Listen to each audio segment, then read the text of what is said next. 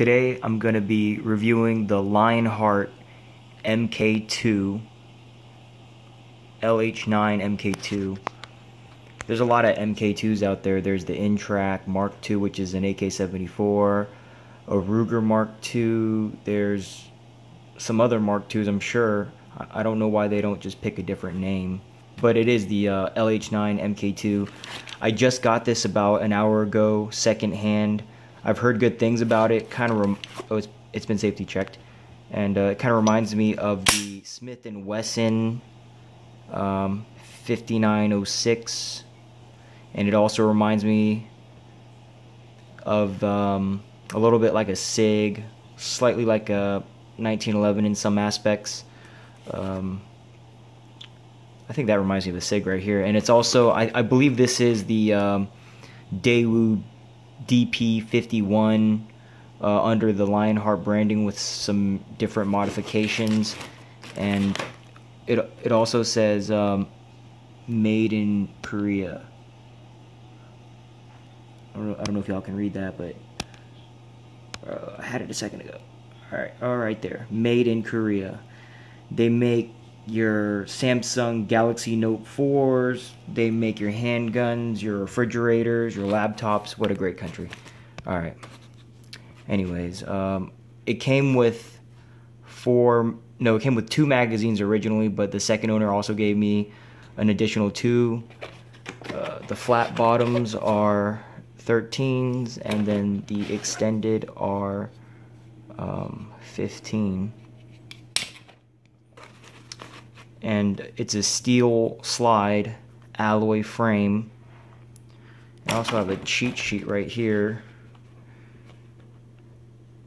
and you can kind of read over that or look up all the specs on the internet.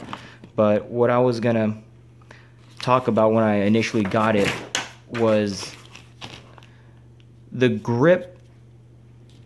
It has some very positive serrations, however, trying to focus in on this guy. I don't know if you can tell, but the edges here weren't well done. There's still some tabs left over from the plastics. As you can see over here, it's like a whole outlining. So these checkerings, or the little diamond marks, look okay, but these, it looks like it just kind of got cut. And if you hold it very firmly on this side, it will kind of dig into your hand. Like, let's see if I can grip it. And if you see a little bit, you probably can't see it right now, but it left some marks on my hand, so that's a little bit uncomfortable. It's not like the CZ grips, which are, it's almost like a Hogue material, whatever that they use, and it's nice and grippy. These are okay grips, but I think the grips could be better. The sights, I'm not a fan of these. Is it nodak or nodak sights or something like that? Because you just got to line these up, and I kind of like having 3 dots or even the U like the Glock. And one unique feature that you may or may not know is that you have the single action, you have the double action, and then when you also cock this back, when you're in single action, you can push it forward. And that was pretty easy to do. The trigger goes back as well. Push it forward. Then when you pull it back, it cocks itself, and then basically it's a shorter stroke, because with the double action it's super hard, but when you cock it back and push the hammer forward, there's the initial take up, and that took some force too, and then it will bring it back, and then there's the regular single pull. And it almost seems like it's almost like a roller coaster or something, where you gotta initially, you can actually feel it going back. There's an initial take up. It's almost like a trigger pull in itself, and then there's the second trigger pull.